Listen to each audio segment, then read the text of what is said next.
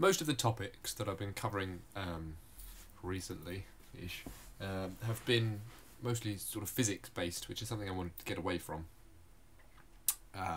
So what we're going to look at today is how to tell the difference between moths and butterflies, which is a question that I have been asked quite a few times.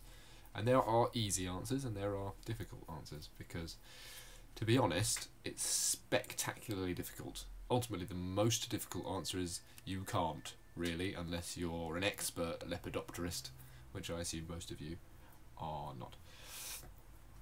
So we're going to start with some of the common ones, which are fairly accurate, but not great. First one's butterfly during the day, and moths come out at night. There's some stars there, which is fairly accurate, but not perfect.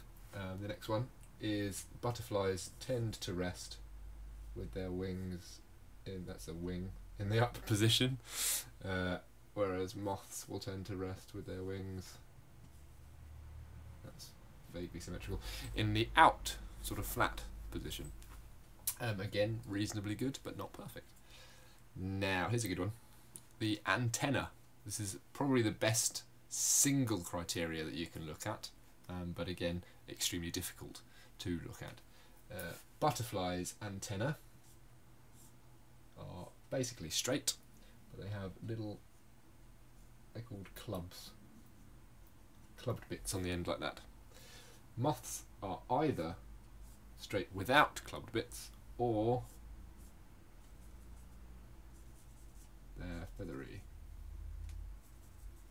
like that, which is not a bad one. The last one that I'm going to look at is, in butterflies, you have the front wing, which is huge, and then you have the little wing at the back, which is smaller, and it just sort of overlaps like that. In moths, what you have is a big wing at the front again, and then you have a smaller wing at the back like that, but the smaller wing at the back has something called a frenulum, which sort of hooks out and hooks into the top wing, which is all very interesting, but obviously not something that you can see in a moth.